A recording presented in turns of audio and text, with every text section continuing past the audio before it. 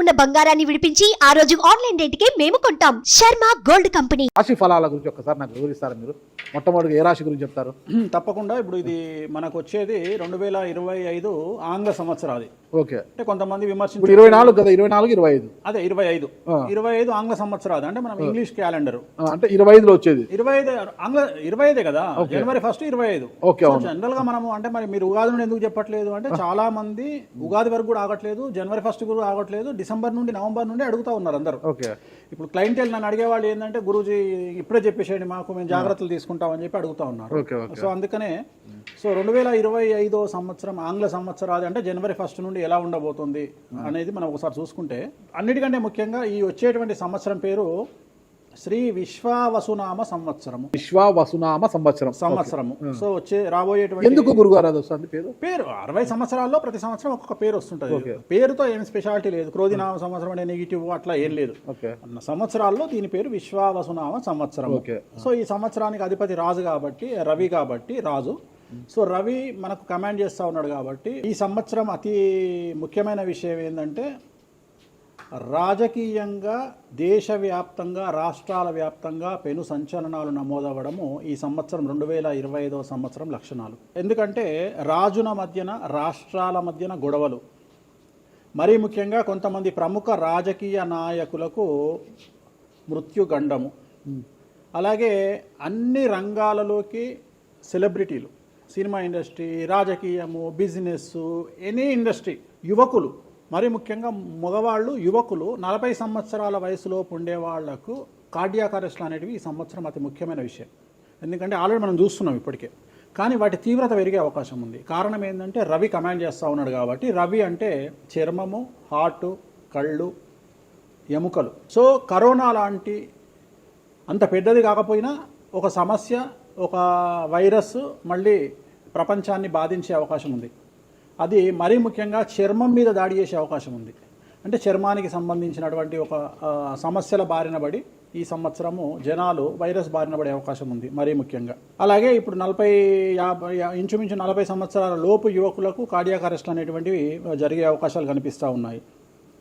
అలాగే ఈ సంవత్సరం గుండెపోటు వల్ల మరణాల సంఖ్య చాలా ఎక్కువ.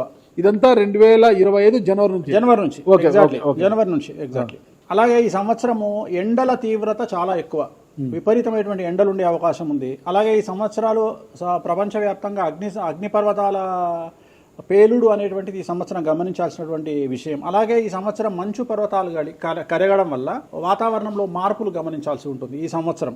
అలాగే అమెరికా దేశానికి విపరీతమైనటువంటి గాలి తుఫానులు, వరదలు ఈ సంవత్సరం కనిపిస్తూ ఉన్నాయి. అలాగే 1-2 దేశాల మధ్యన యుద్ధ వాతావరణం ఖచ్చితంగా ఉండి తీరుతుంది, లేదా యుద్ధం జరుగుతున్నాయి కదా, అది ఇంకా పెరుగుతుంది. ఇప్పుడు ఉన్నదానికంటే తీవ్రత పెరుగుతుంది అనేది.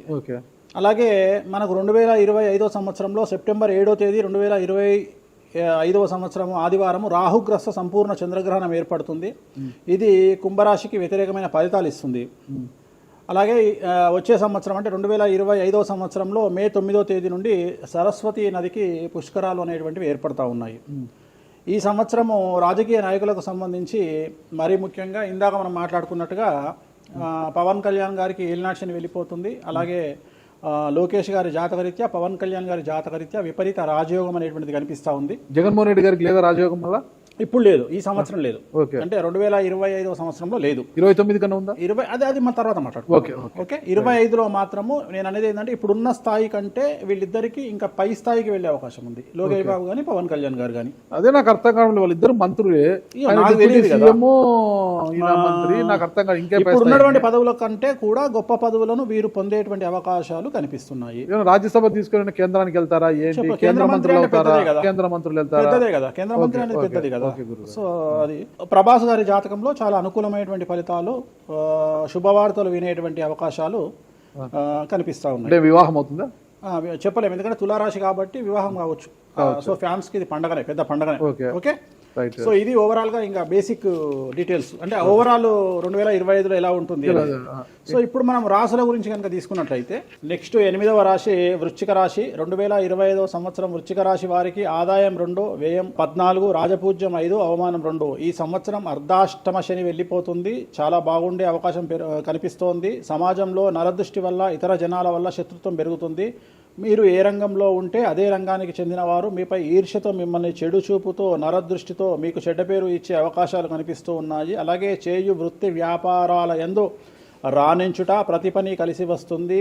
అలాగే ఇంటా బయట అనుకూలతలు, బంధువులు తీవ్రంగా వ్యతిరేకించే అవకాశం కనిపిస్తుంది. సంతానానికి సంబంధించిన సమస్యలు, చిన్న చిన్న ఆరోగ్యం సమస్యలు బాధించే అవకాశాలు కనిపిస్తూ ఉన్నాయి. మీడియా మరియు సినిమా పరిశ్రమ వారికి, రాజకీయ రంగంలో ఉండేవారికి, న్యాయవాద వృత్తిలో ఉండేవారికి చాలా చాలా అనుకూలంగా ఉంటుంది. గవర్నమెంట్ ఉద్యోగస్తులకు డిపార్ట్మెంట్ల పరంగా, ఇన్కమ్ ట్యాక్స్ల పరంగా, జిఎస్టీల పరంగా ఇబ్బందులు ఎదుర్కొనే అవకాశాలు కనిపిస్తున్నాయి. ఈ సంవత్సరము వీరికి ఎటువంటి దోష నివారణలు అవసరం లేదు.